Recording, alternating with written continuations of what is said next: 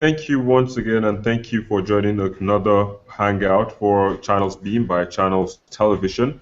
My name is Victor Matthias, and today we'll be looking at the efforts the military has been putting in place to see that the bombs no longer go off and the abducted girls are being released, by the dreaded Boko Haram sect. It's been over 103 days now since they have been in captivity, and so much has been done by the military, as we have read on newspapers, and of course, and as we have been told by the spokespersons of the military, the DSS, the police, Nigerian police force. But then, how effective has all this been? That is why we're here, and that is what we want to find out. Mr. Akiolu Akinmalaolu, you are in K2 here in Nigeria. Thank you for joining the hangout. God, you are in Prague, in the Czech Republic. Also, thank you for joining the hangout. And Kushimo is also in K2, Nigeria. Thank you for joining the hangout. Kushimo, let me just start with you. What are your thoughts exactly? How would you rate the performance, of course, of the Nigerian military in terms of trying to find out how they have done in retrieving these girls and stopping Boko Haram from detonating bombs in this country? To me, they've really done very well. Why I said so is if you look at the kind of war they are fighting right here, it's more like a guerrilla war. You don't have a frontliner. You don't know who your enemies are. Neither do you know who your friends are. So they really have to just figure out who are these people. So and is the if you look in I think America had to run away from Vietnam when they have similar problem. So this kind of war is not a war that you can actually say is easier to fight because you don't know your clear enemies are. So, and over the time now, they've been able to curtail their activity to just Borno area, Maduguri, understand me? So, but before then, they were widespread. You heard them in Kano, Kaduna, staging several scenes. But for the time being, they were able to curtail them. And as for the search of the girls, you and I know those girls are not in one place. They've actually dispersed them, ever since there have been this outcry from, Bring Back Our Girls campaign. So it should be hard to locate those girls at one place.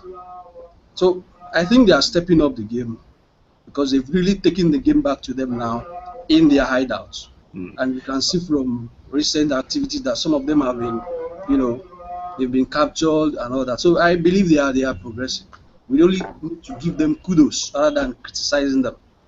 That's what all right. But if you look at the fact that just some days back we had bombs in Kano and Kaduna. What do you say of that? Well, that's true because if they really just like you have a stockade in your arsenal. Okay, when the going gets tough, you still want to prove to yourself, to the people that we are not done yet. You understand me? But that doesn't mean they are still having that strong hold that they used to. The fact that they spring up one attack here and there doesn't mean that they're not winning the war because it's just only they have elements all around. In Kano, even I'm not. You will be surprised if they are in the southwest already, or even any of they have all these things there. So the fact that they just pop up with one activity at one corner of Nigeria or whatever doesn't mean they are not winning the war. So that's my belief. All right. Thank you. All right, thank you for your opening statement there. You believe we're making, or Nigerian military are making progress in the fight against Boko Haram. Akin Malaolu, I'll come to you now. You actually went off, but now you're back. Thank you for coming back. We're actually talking about, just to keep you up to speed, we're talking about the efforts being made by the military in trying to stop Boko Haram from detonating bombs and also in rescuing the abducted Chibok girls. How would you rate the performance of the military in this aspect? I think the military so far,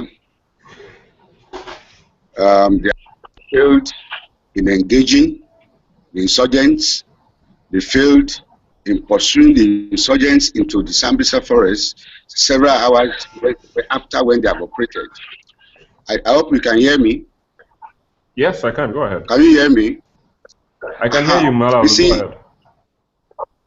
for about a year or two now, these insurgents has been engaging the military They come for the military, not the military going for them.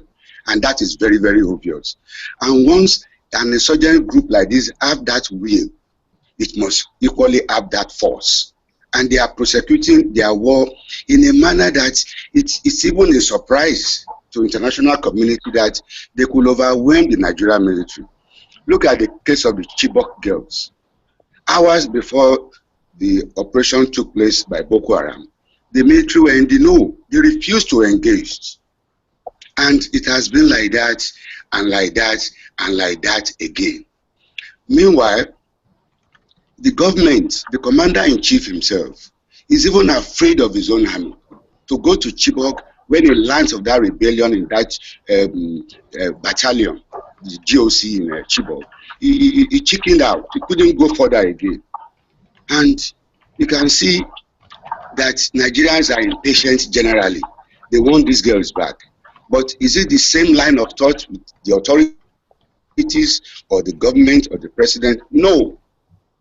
They are more concerned with their 2015, not about putting our military in the right frame of mind to win this war.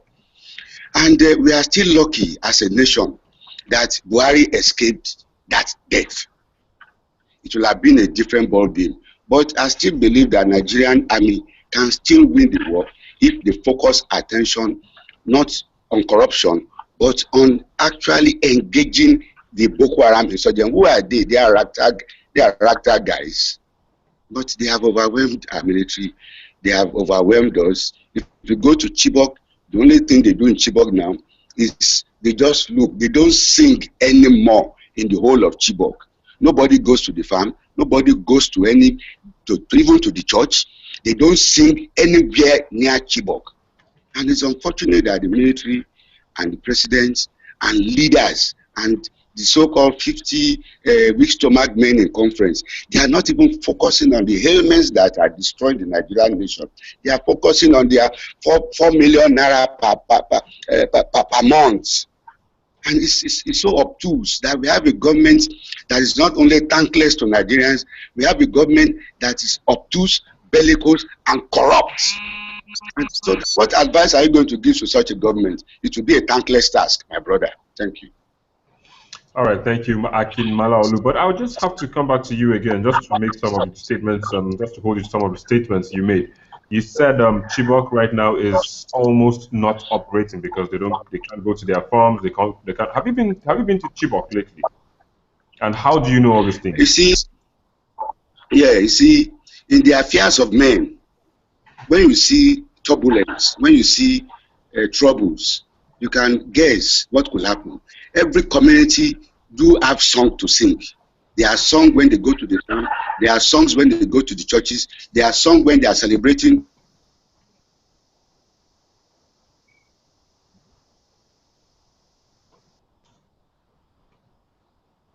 Hello, Mr. Malaolu, are you there? All right, well, we'll come back to him. I'm sure his internet is giving him some issues, but when he comes back, we'll still hold him to his words and we'll make sure he gives us clarifications on what he said. I can see, Kushimo, you were actually making some giggles while he was talking. Godi, you were also doing that, but I'll come to you. Just hold on, Godi. Let me come to you. You also have been on the hangout and you haven't said anything. I just decided to give those at home the home advantage, so to speak. So let me get your thoughts exactly. I mean, looking at the fact that we have two arguments on the table, Kushimo believes they have failed, while he believes they've done well, while Mr. Akin Malaolu believes they have actually failed. What are your thoughts? I don't think that I would say they have failed in their mission, even though the girls have not been rescued. They have really done they have done tremendously well, and they need commendation considering what they do have, the level of logistics and hardware that they do have at their disposal. Just let's look at it this way: if the whole world did not come or pay attention or did not put pressure on this particular matter, our military might not really be doing so much, and our government might not be doing so much to do anything. they would have taken it as in a very lackadaisical way, in the way in which we solve problems, because we don't really solve problems in our country. We just speak about it, and then we begin to blame this person and that person. Nobody sits down to find a way how to solve the problems. That is why we are in this conundrum which we are now. Uh, if we have been thinking about strategically about problems and how to solve them, we wouldn't be in the situation we are now. We are trying to use. This is a problem that has been there for 5 years or more, and now the military, within a short time, wants to solve a problem that has been there for over 5 years. You know, about Einstein once did say that the significant problems we have cannot be solved in the same level of thinking as it were when they were created. And this is what is actually happening in this case, that we have to think of a way how to solve these problems, and we don't have to look at it in the way in when the problems were created, because it has been 5 years since this problem began, and now we cannot solve it within 2 months or 3 months because of this situation which we have now. So I think that the military has tried, but they need to do more. And doing more means that our government needs to wake up to realize that they need a holistic approach in solving this problem. The other day, there was the news that the president wants to, or the government wants to borrow $1 billion to support the military campaign against terror. And then you begin to look at it this way. Does it really mean that everything what was said before is now coming to play, is now true? For example, one of the governors or the governor did say that the military, the terrorists do have a stronger arsenal than what our government or the military has. And people were like calling him names, that he's a sponsor of this, and people said a lot of things. And then we remember a lot of people came on TV and said that it is a scam, that girls were not missing. And all of a sudden now we are actually realizing, or the government is admitting to that. And even a few months ago, a few weeks ago, the special assistant to the president was on BBC Hard Talk, actually thinking that he is explaining things, or thinking that he is explaining the situation on how these issues could be solved, but not, in my opinion, kind of embarrassing the country when he said that this problem is a Nigerian problem, and we do Hello. have. Yes, Mr. Malaolu, you can hold on. We have you back. Thankfully, your internet is good. We'll come to you when Godi finishes his submission at the moment. Just hold on, please. I didn't know that it's going to be taking so much of credit. So I had to quickly borrow 250 from MTN. So remember that. All right, let's just get back to you then, and I guess Godi will excuse that. All right, go on, please. Yeah. So my point was that he was insinuating or trying on media. Godi, please, can we let Mr. Malaolu just finish, because I'm sure the 250 naira he just borrowed might also run out anytime soon. Okay. All right, Mr. Malaolu, go ahead, please. So you see, from what I have referred about a student, that song has been extinguished in that Chibok community, it is for parents, almost 100 and something parents. I believe that those girls have both father and mothers, and if you look at their population, that community, 100 and something parents losing their children to God knows where. At least nobody should be singing praises there. And I think I want to blame the government.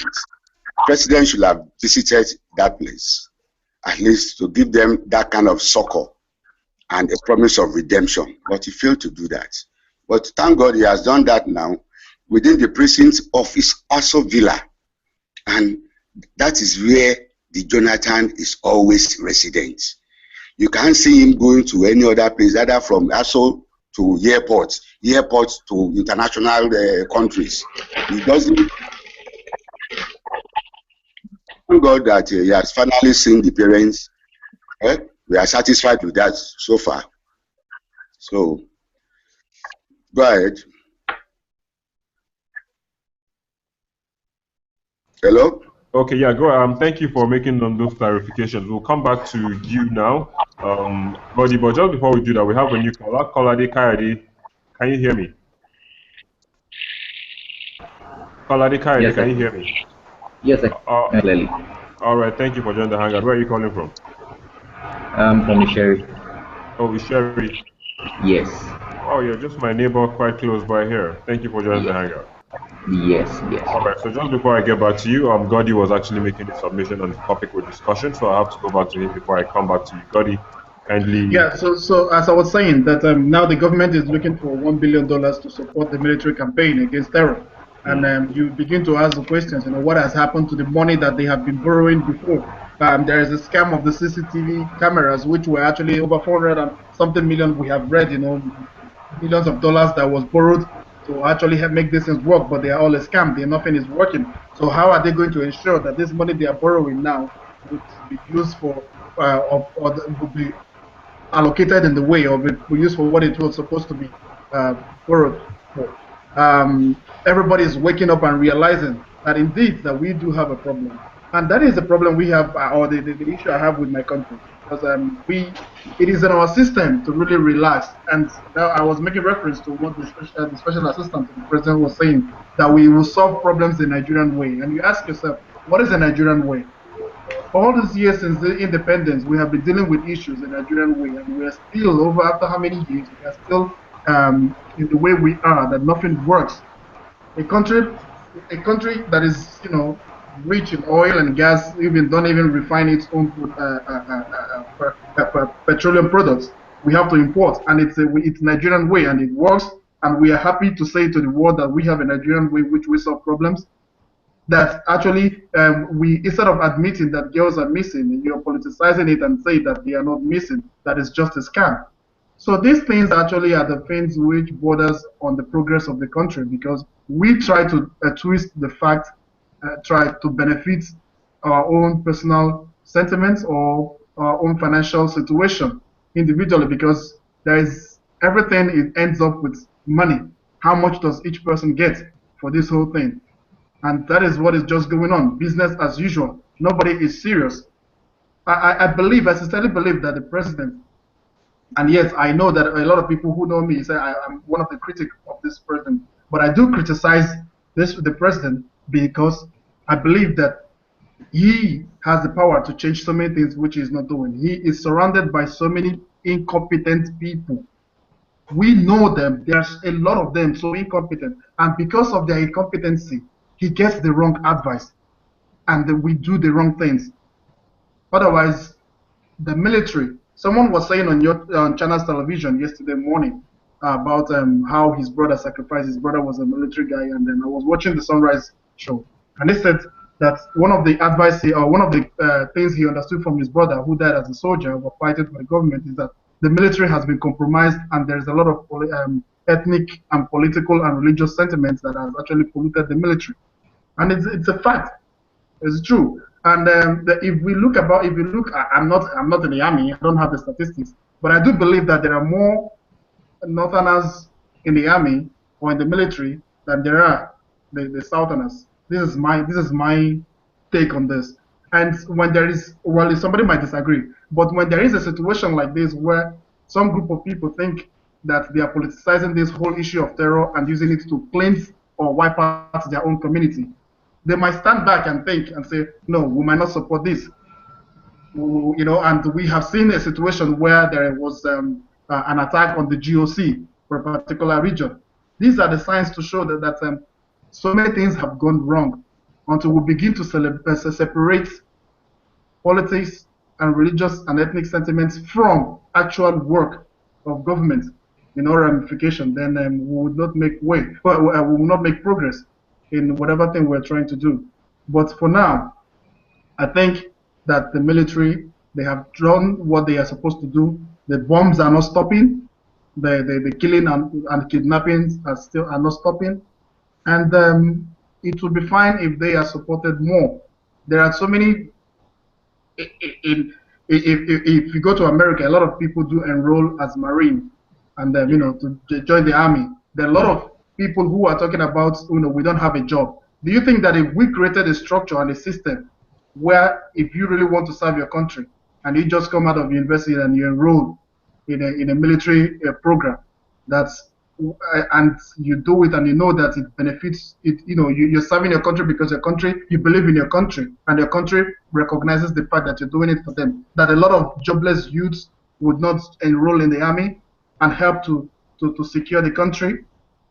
So we should begin to think in a way how to reposition the country. We have the human potential. All right. We even have the financial power, Hmm. but then we just need the will to be able to make it work. All right, very well, Gotti. Just in moving forward, Kaladi, I would have been coming to you now, but we actually have another caller, Owizi Idi. Can you hear me? Owizi, can you hear me? Owizi, can you hear me? All right, I guess you can't hear me, but I'll just move ahead. Kaladi, I'll be coming to you. Okay. Yeah, Gotti made mention about a $1 billion loan that is about to be borrowed, by the federal government. Do you subscribe to that? Would you advise that that money should be loaned? Should that loan be accessed? And if so, what do you think the money should be used for? Well, my own take on that is a capital no. And no in the sense that, okay, fine. The government has borrowed money, and the government has put in so much into our military in the past, but we have practically nothing to show for it. And what I would subscribe to is that, okay, let's sit down, let's have a review of what the spending has been for the military in the last couple of years. Let's see what they've been able to do, and let's see if truly there's a genuine need for $1 billion. Uh, I've said that to say this, that okay, if you look at the entire the entire thing that has been playing out in the couple of years since the Boko Haram menace started, you will discover that it's just to, this is my personal opinion, it is just as if it is a way of enriching some group of people, especially the military are the one benefiting so much from this. I read in the news today that the military have acquired 40 new attack helicopters. Okay, if they have acquired 40 new attack helicopters, then what exactly are we trying to use the $1 billion for? And if you look at it again, I said I think our problem is not in quotes what they needed to buy. Now our problem is how are they able to use effectively what they have on ground. The personnel on ground. Look, the truth is, I believe our military needs technological upgrade. That is the way I will put it. There's no amount of money you put into them today if the personnel themselves does not have the capability to to to to display the expert in terms of technology. It will just be a waste. You will discover that they will buy the equipment and the equipment will not function to them. They won't use it to the maximum capacity. Like the earlier person just said that, look, are they employing the right set of people? They are intelligent people in Nigeria. There are people who are willing to serve their fatherland. There are people who are technologically inclined, as in this country, but are they given the opportunity to serve? The last recruitment the military did, who are the set of people they are employing and they are recruiting? You discover that it's still the same. I don't want to use the word street people, as in I don't want to use the word recruit, as in they are what I'm trying to say is that I expect them to employ the intelligent and highly skilled one at this point in time, because this is a very crucial time that they need. Look, I sit down on my own and at times I just try to analyze things that are military really thinking. Are they really thinking? There was a time your TV station showed a documentary on Sambisa Forest with the military equipment and what they have on ground. Personally, as I'm not a military personnel, but with my experience in the security field, I felt embarrassed about what our military has. They showed their helicopter, and you won't believe with me that when the attack helicopter, your Sheung was inside, when they zoom in the camera of that helicopter, I discovered that as a layperson, just my little knowledge about security, it was obvious to me that the camera in that helicopter needs maintenance, because you zoom, you will discover that the image flickers, which tells you there's a partial contact in the process of zooming. With that's a very simple thing, and I'm so glad that right now, because then when we said it that, oh, our military needs upgrade. They say look, they have the fire, they have the capability to fight Boko Haram. But it's now dawning on every one of them right now that they don't have the capability. They're just trying to find a way of matching the firepower of these people. That is why they are looking at buying equipment up and down. But about the $1 billion, until they are proving to somebody like me, peradventure, if I see with my two eyes the 40 new attack helicopter they say they have purchased, and I still wonder if the modern attack helicopter has now turned to pure water that they produce every month, that you will be able to acquire 40 in 1 year. No, some things, but well, they said that they will get delivery in phases, that some will land next.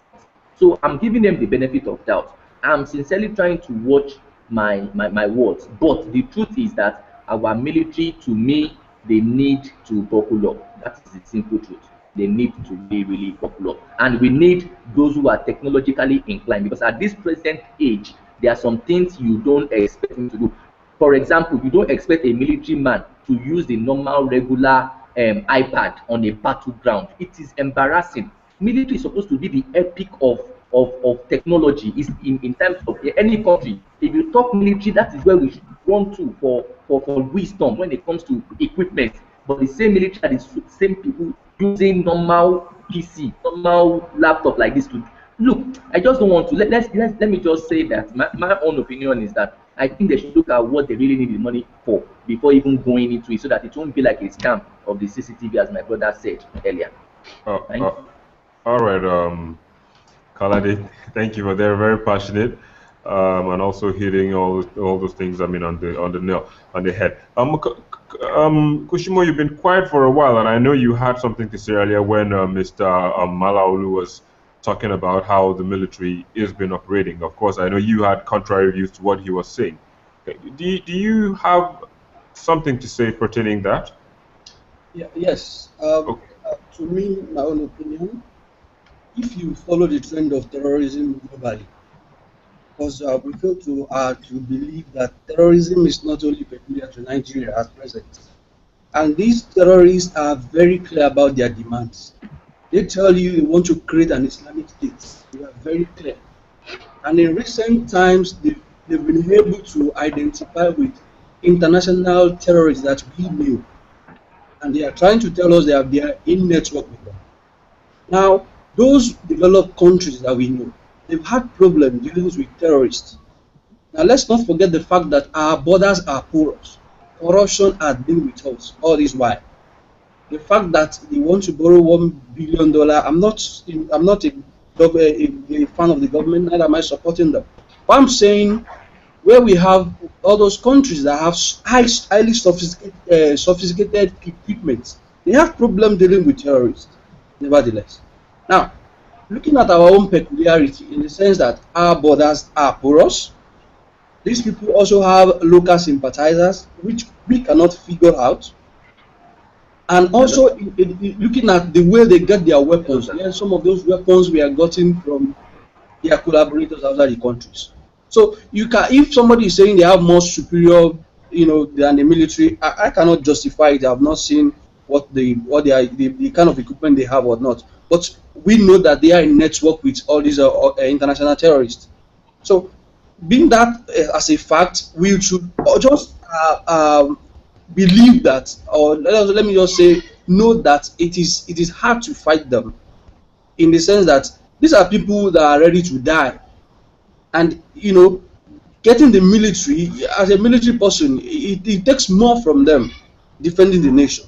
So we need to just give them that kudos, in the sense that these guys have been indoctrinalized, brainwashed, you understand me, for a certain belief, which is very hard. There is a saying that the hardest person to break is he that is able to, that wants to die for his belief.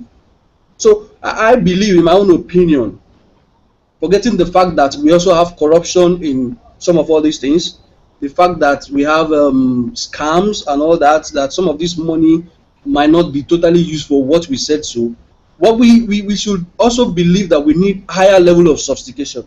Now we are calling on the US, the Israeli, the France of this world to come to our aid. Why? Because we believe they have superior weapons, superior technology, to deal with these boys. But that doesn't mean that we don't need to strengthen our own, equipment. We should believe that corruption has been with us for a while. We should also know that, so that taking the terrorism on hold, I believe they are doing more. But what you have not been faced with, Nigerian military, I'm not sure I've been faced with this kind of war. I bet I stand to be corrected. We've not had this kind of war in recent time. We have peacekeeping mission, all that. These are known wars. This is a guerrilla war. You can find more about it. You don't know your enemy. You don't have a frontline enemy. You don't have a frontline battle. So I believe is a new dimension to Nigerian military, and even to some of the so-called Africans. Now it happens in we saw what happened in Mali the other time. Now that was a very clear indication. He had to bring some other help from outside to help defeat them in that region. Now, if the Nigerian military is stretching their muscles that they can do it as one of the best in Africa, we should just at this point rally around them. Their political difference not being undermined. We always have that. We always be having different versions politically. And this, you should also understand that these people also understand our political uniqueness. They understand our political differences, and they want to capitalize on it at every inch. They understand an average person in the north is not too in good terms with somebody in the south. They want to capitalize on it. They understand that somebody is against they understand all of this. They have all this information, and they are here to capitalize on it to their own gain. What is their gain? They are very specific about it. They want an Islamic state. So these are the things we should be considering, leaving our diversity, but rallying around behind the military, giving them I'm not saying we should give them the part at all times. They have their fault, they might have all those things, but we should recognize that this is a different war. I'm not sure they've been faced with. This is my own belief and my stake on the issue. All right. So just to moving forward, Godi, I'll come to you on this.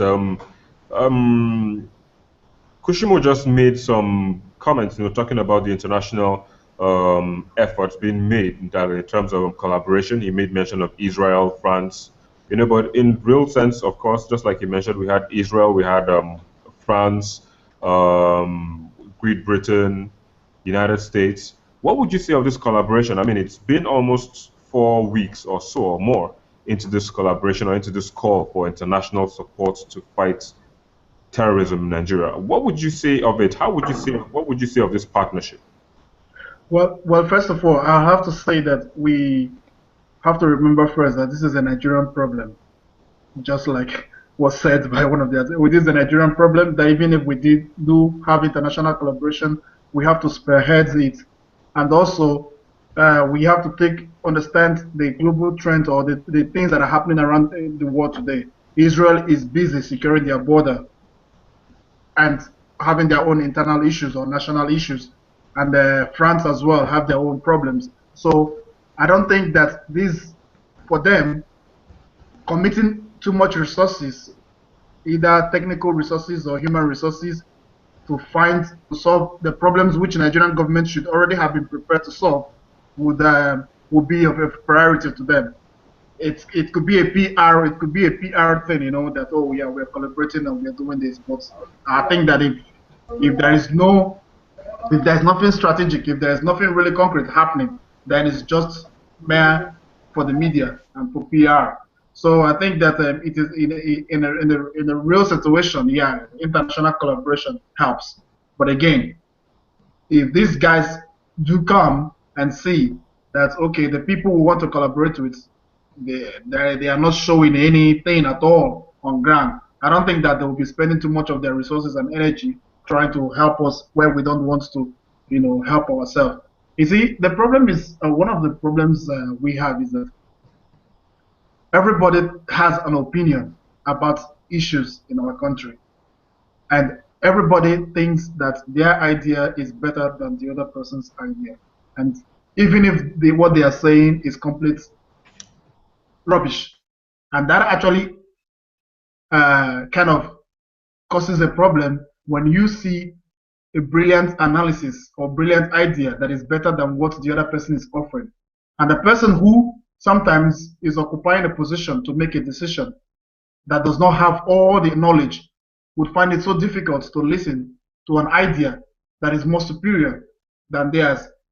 And then what do you see that happens? Instead of listening to a superior idea or knowledge, the person who they suppose would or the person would be kicked out of the system.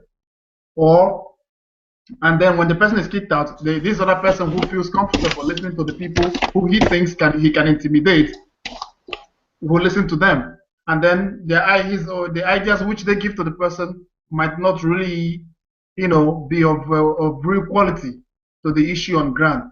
So we need to have a system where information and knowledge sharing and interacting and finding. We have so many research centers in our country. We have people who are directors of so many things. Even the president has a special assistant or special advisor on research on something.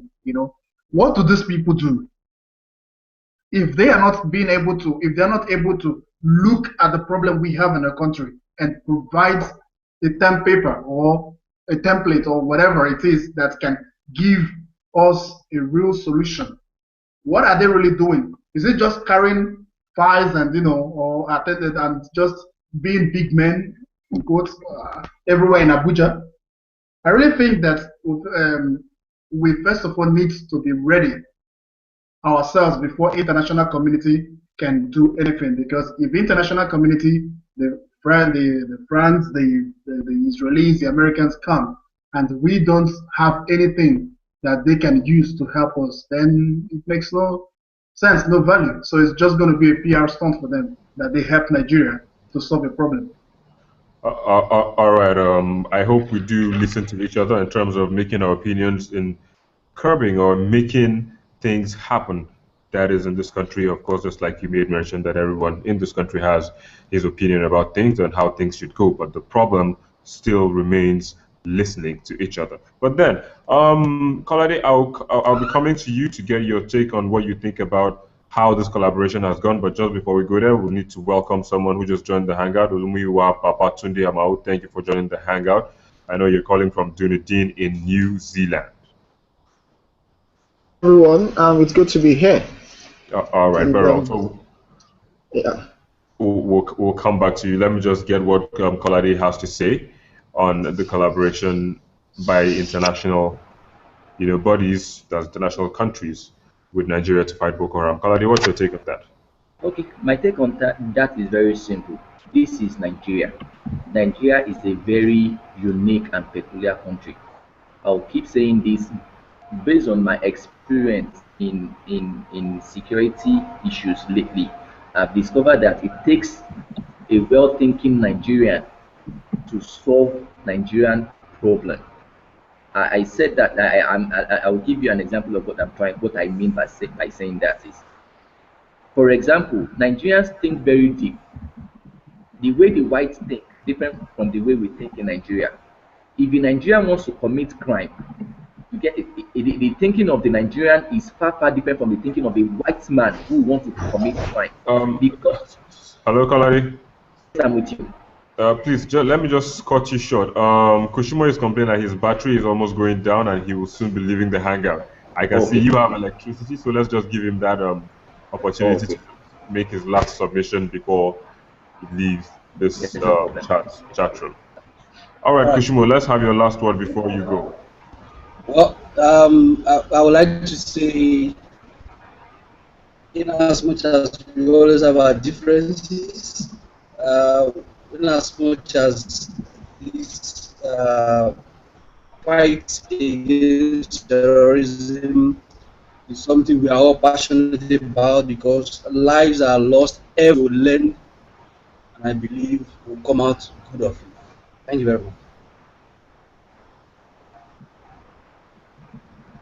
Hello? All right, thank you, Kushimoy. At first, it seemed like the light was going with your network as well, but any which way, we were able to get your submission, and thank you. We do understand, of course, that people want this thing solved. Yeah. Just as you said, we need to respect each other and come together for these things to go away. Thank you for joining the Hangout, and hope to see you soon next week. Yeah. All right. All right, and I hope you have PHCN then, so you don't come on the Hangout flashing your lights up and down. All right, Kalade, let's get back to you. Thank you for giving us that opportunity to listen to him before he left here. So that's no problem. Okay, so back to my submission. I was trying to tell you that Nigeria is a very peculiar country. The things we do in Nigeria and the way we do things here are not the way they do things abroad. The way things, I'm okay. Let me just go straight to the point. I support the idea of the international community coming to assist us, but sincerely, I will say again that my personal opinion, they have the technology is technology, be it Nigeria, be it America.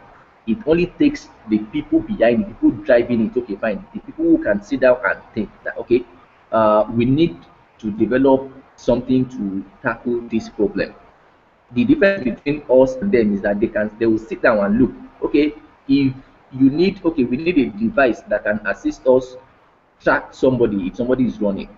That is it. But we Nigerians just don't think. If we think technology is technology, there's nothing like no. It's the same technology all over the world. What they are coming to do is what we can do here in Nigeria. The only difference between us and them, the reason why I will allow us just accepting them to come in and come and help us out is because I know that our military personnel are not technologically capable of handling the situation. But ever since they came in, it takes those on ground to put them through so many things. They can't come and do magic. It is not magic. This is Nigeria. They will come, they must study the terrain, they must study the environment before they can do, they must bring in things before they can work effectively. They have come, but lately I've not heard anything about them. I don't know what transpired, I don't know what played out, but what I will still say is that the work is still to be done by our military. They are the ones that should sit down and buckle up. It's just about thinking and thinking strategically. To me, I look at things critically. Okay, fine. Boko Haram, terrorism. I want to disagree with the point the brother just left. The point he raised that terrorism, that is a new whatever in Nigeria, that abroad it happens in the same country. The way it's happening here is different from the way it happened in America or the Britain. It's a continuous thing. What I expected since the last even 1 year is enough time for our military to block some loophole. It's not that they will bomb today, in another 2 weeks they will go and bomb the same bomber. That is my one point. That what I think is if they should look, the way you will know if they are winning the war. And sincerely, I love our military. Sincerely, I'm in support of them. I'm good, but it just pains me that we should start thinking like professionals. If they bomb a place today, I don't expect a bomb to sound in such place again. You should have studied what transpired there and make sure that place is locked down to prevent the occurrence. But where I really where I got peace and where I got angry about the whole incident is just that a bomb would go off in a place today. In the next following week, they'll still go back to the same village and go and kill in that same village. Are you telling me that they drive their cars inside the bush? That's the road they follow. If the military is up and running, if they have a very good communication system, a secured communication system just for the military, if they have a remote monitoring, whatever that, they are monitoring the operations of the field operators. Look, let me tell you one thing. You can send 2 people to the field as military personnel. One or two of them might be sympathizers of the terrorist organization. You get it, and they will still go against their people. But how do you want to prove all this? People have been complaining that they come in military uniform, they do this. I expect our military, if truly they are thinking right, to have set up a live this of the field operation as they are going. Their commanders are watching in their base station. By doing that, nobody can come and say, no, I fired, I did not fire. It was military, it was not military. They will have proof to the entire world. This is our recording. This is what transpired. By doing that, people would But look, to me, sincerely speaking, what I would just say is our military are used to the conventional war where they will go in groups, carry guns. Wars this day are more than just carrying your gun and just go. No, they've gone past that. What we need now is sit down, think of strategically of how you can cope some certain things. Once you prevent them from getting food, that is, somebody said they go and reach food stop. I will say it again that if I were a military personnel and I heard that information that they read food stuff, I will personally go and set them up with food stuff. I will go and load grab a whole community with food stuff that this is 1,000 grains. And inside the grain, I know what I would have put it inside. I'll plant trackers inside the grain, load it there, let them come and steal. You personally just do things to put them through in a tight corner. But my own is All we right, don't all see right. all that happen. We just see that they just come raid the village, go do this and continuously. And you want me to believe that they are winning the war. Well, I love them, I respect them, but I think they need to just do more. They need to do more. That's just my take. Thank you.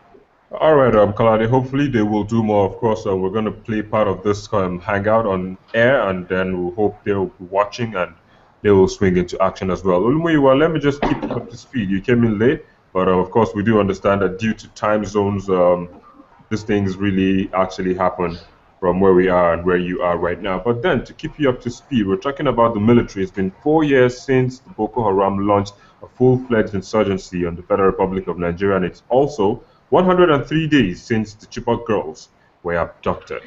How would you rate the performances of the Nigerian military in trying to stop all these things that are happening? Can you come again, please? 1 to 10. Can you hear me? Yes, please. Can you hear me? I can hear On a you. scale, on a scale of 1 to 10, I will score them a 5 over 10.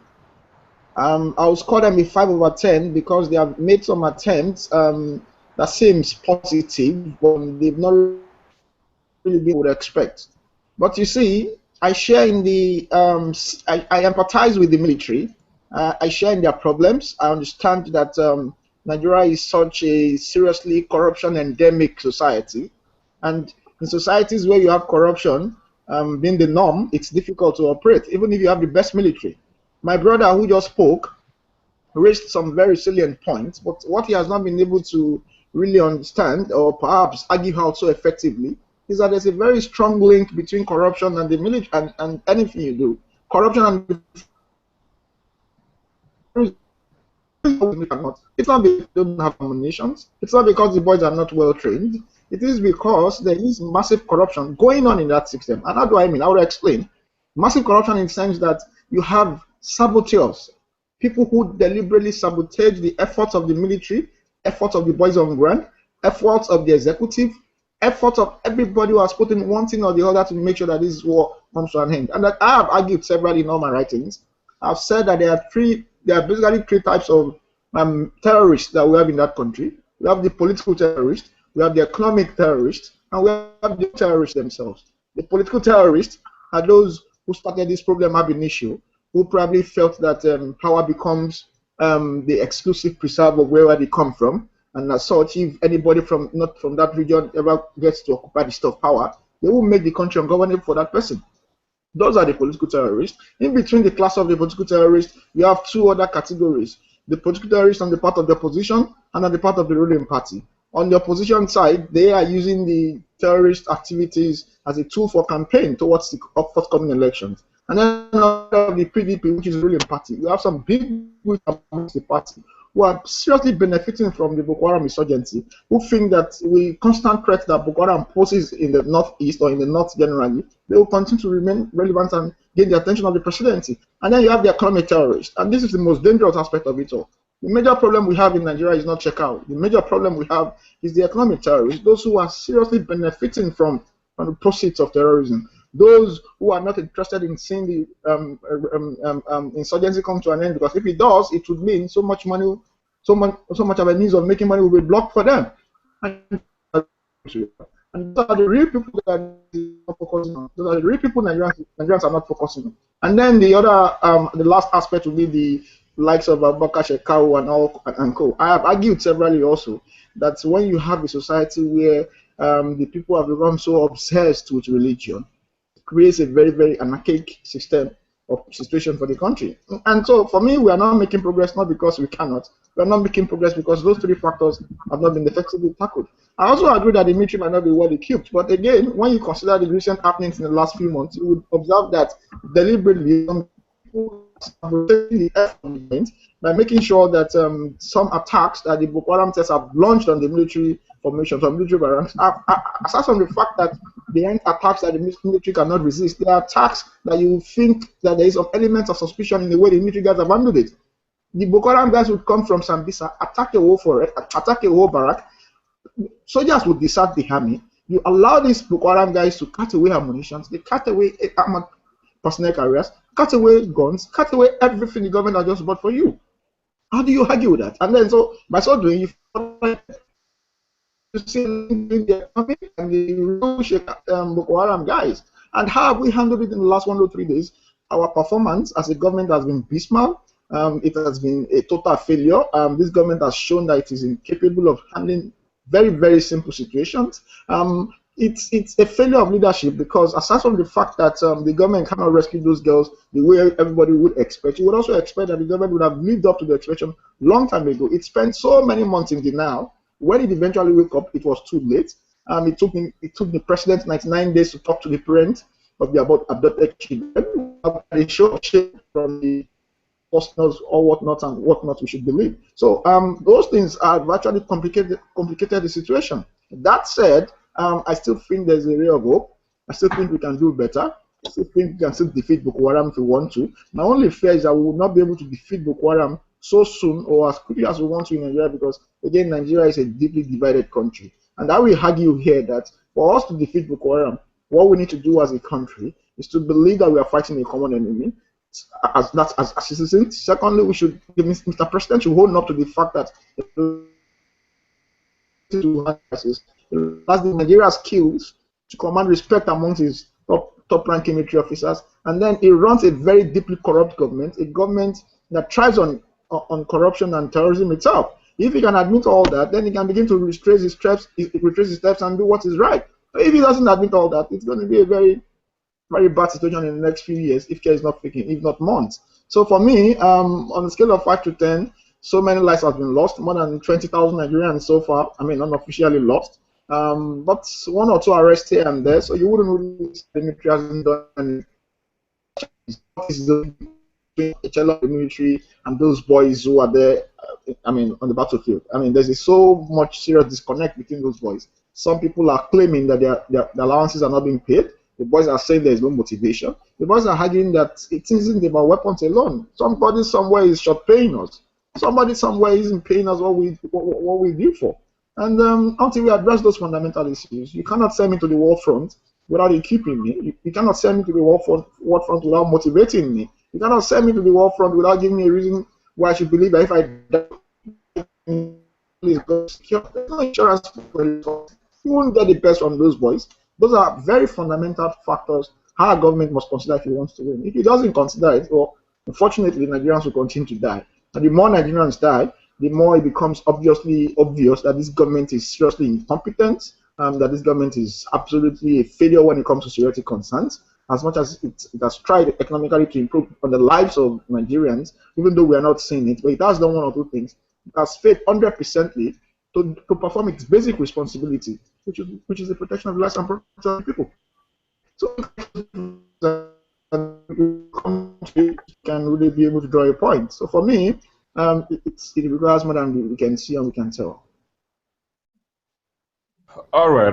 I do hope that all these things that you've been mentioned of are actually being put into place. But then I hold you to some of the things you talked about. We're actually going out of time, but I would just hope that we run through this last part of this hangout quite quickly and quite concisely in our submission. You made mention about some people benefiting from this quagmire, from this situation that we're in, and this situation which you also termed as simple.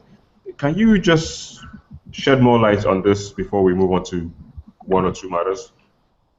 I'll give you another very short instance. Between 2010 and 2013, the Nigerian government has spent a whopping 3 trillion naira on the military.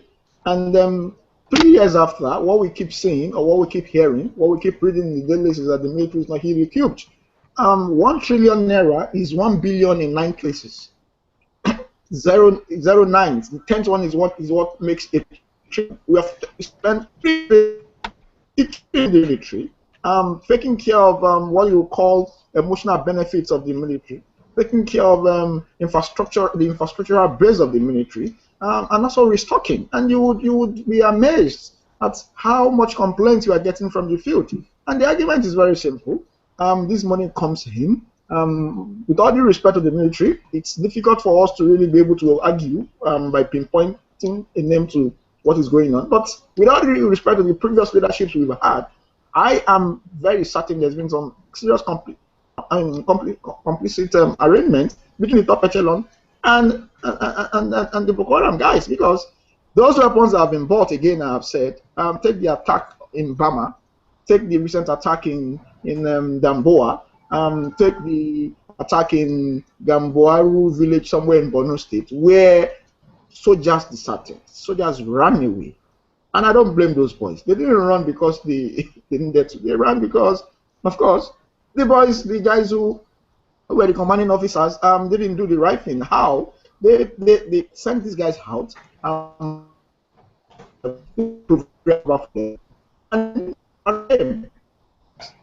we're going to level these guys up if they had not run for their lives. Another instance I would want to quickly point your attention to was what happened during the minor revolt in Maiduguri, where soldiers were sent to the battlefront.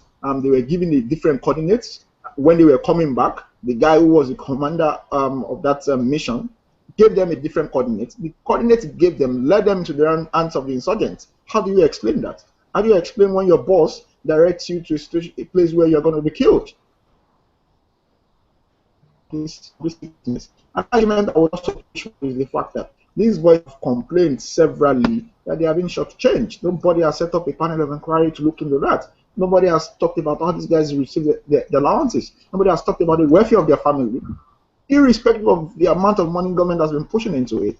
And then more importantly, the northern elites, so to speak, quote and unquote, I seriously think that there is some element of politicking going on. So there is some element of political opportunism being taken here. They keep complaining that the government is not doing enough. The federal government is not taking care of them the way it should. Keep complaining that Boko Haram has destroyed their economy. We have never seen any major protest, aside from comments on the pages of newspaper from the North in general, the leadership of the North in particular. And I was shocked, very shocked, when I read just 2 days ago that some group of people were protesting on behalf of the Palestinians. A very good cause indeed. And I was wondering, where were this group of people when their own people were being murdered? As beautiful as that protest sounded, we didn't see any representation or any reprimand. So when you then begin to combine what has been happening so far, you would find out that somebody somewhere doesn't want this insurgency to end. One, for economic reasons, that belongs to the presidency and those who are in charge of these operations directly. Even though we cannot fault them, but we do know that the longer the insurgency, the richer they become, the richer they can ask National Assembly for loans, and the more they can ask National Assembly for loans, the more they can actually then divert these loans in the name of funding fighting insecurity, in the name of fighting insurgency. And then for the political elite also, the more problems for the North, the more problems for, quote and unquote, the Jonathan presidency. That's under potential benefit for the politicians. And then for ordinary civilians, ordinary Nigerians, it's a lose-lose situation. So for me, these issues requires a much more broader approach than this individual approach we seem to be giving it. We have to look at it holistically before we can move forward as a country. All right, very well then. Thank you. Actually, we're running out of time, but just before we leave, Gordy, I'll come to you on this one. Most recently, I mean, some arguments are flying around, and some people are of the opinion that the Nigerian military, actually, under President Jonathan, has been strengthened so much well that it is better equipped, better trained, better resourced than any other time in the history of this country. Do you agree to this assertion? In wrapping up?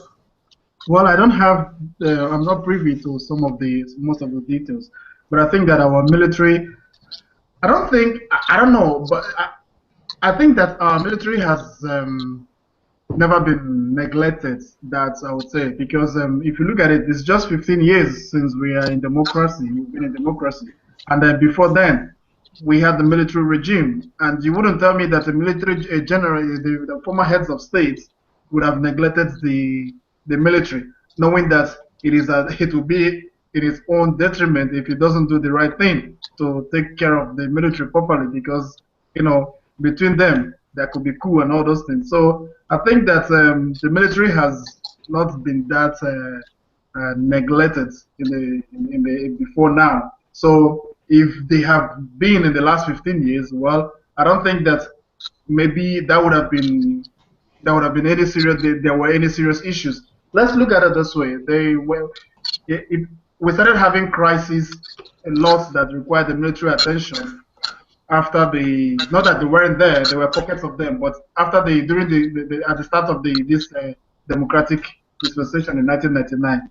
And I am from the South, and I know how the Niger Delta militants they started, and actually most of them were young boys who were recruited by politicians to secure the election of 2003.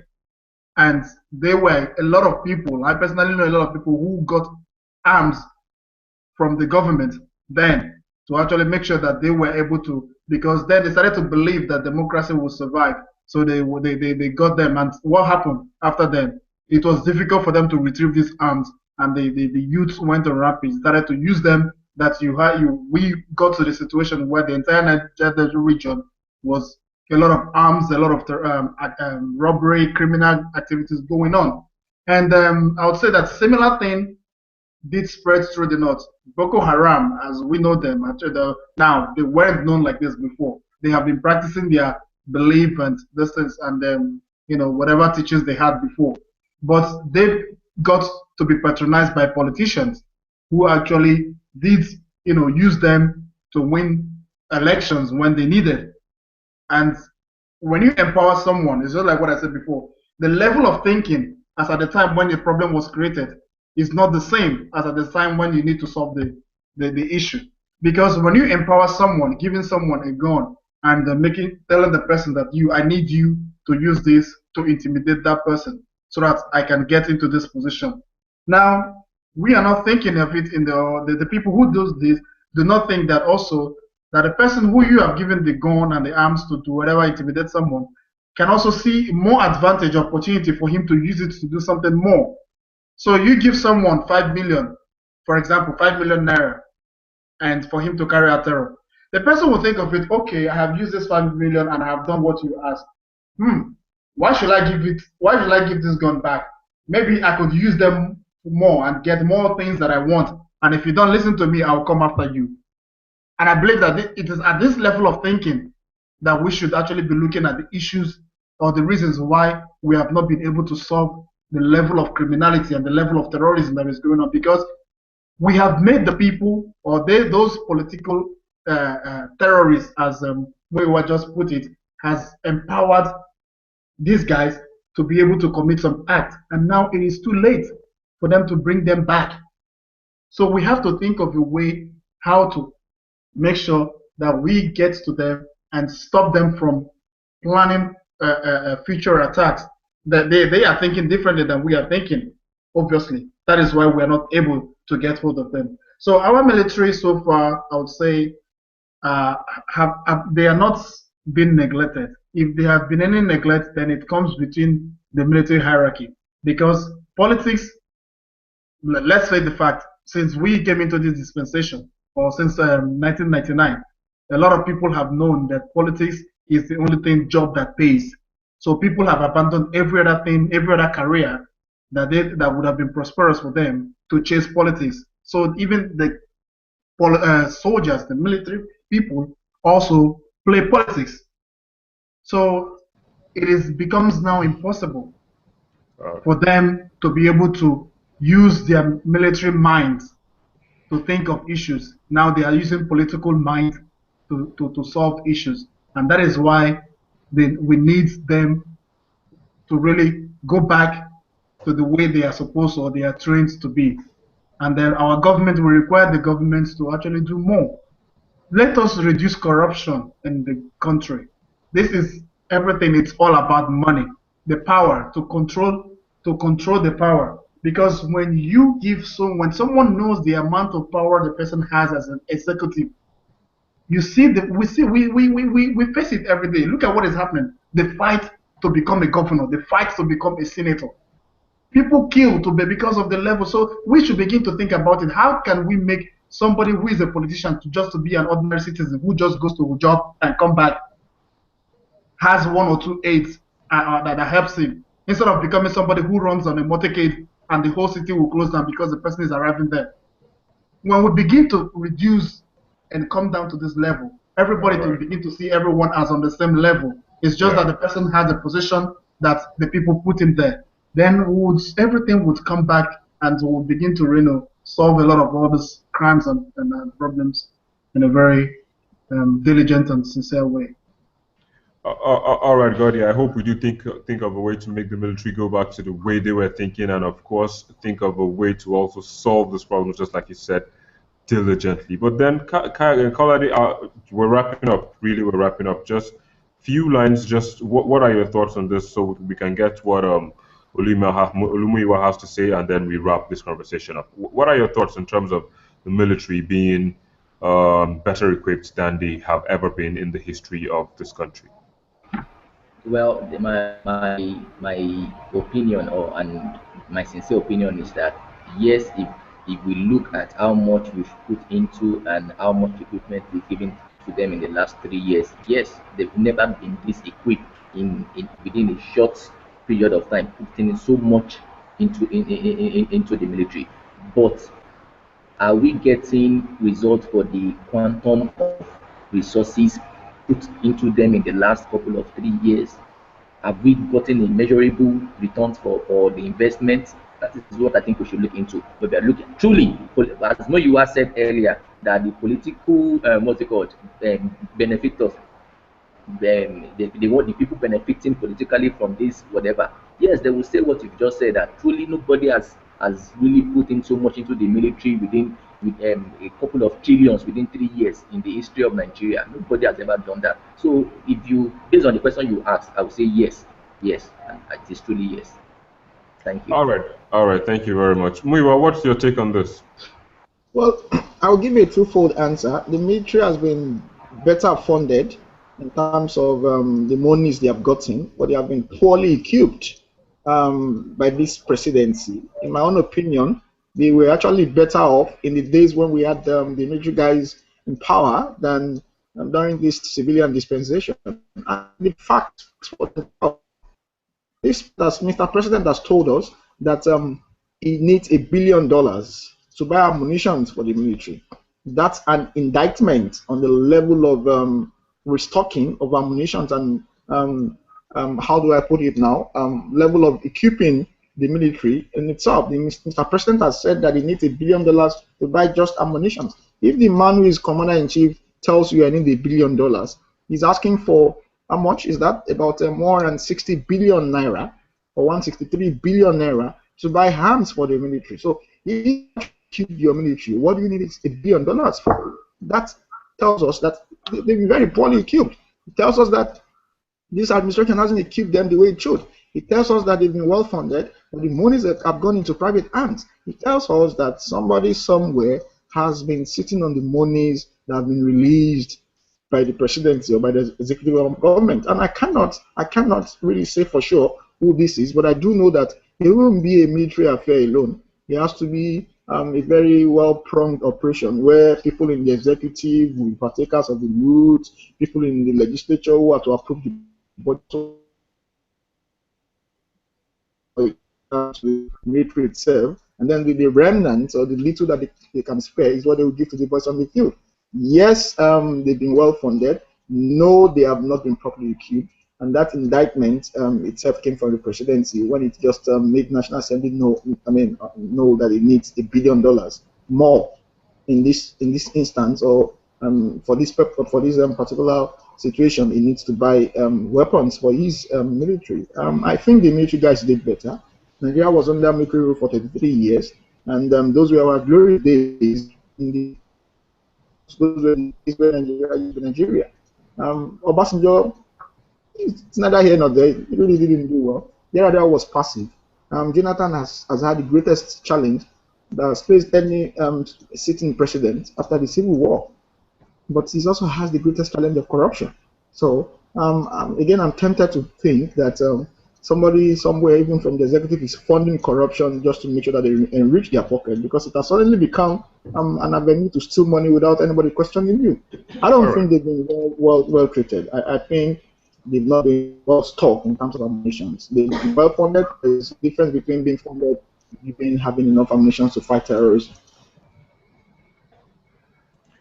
All right, Muyiwa, thank you very much for that last part. Of course, you just gave a different view from what Godi and Kolade had to say about the instance, the situation of the Nigerian military in terms of being funded and being well equipped. Well, this conversation or this hangout might be over, but the conversation isn't over. For those of you watching on YouTube, we do see you. We do hope we could have gotten your comments, but of course you can send those comments using the hashtag Nigerian Army on Twitter, Facebook, as well as Google+. For now, we'll be calling this hangout, we're bringing this hangout to a halt. We'll be closing the curtains down, and until I see you next week, I am Victor Matthias, and it is a Channels Beam Google+ hangout for Channels Television. Thank you for joining us, and see you next week.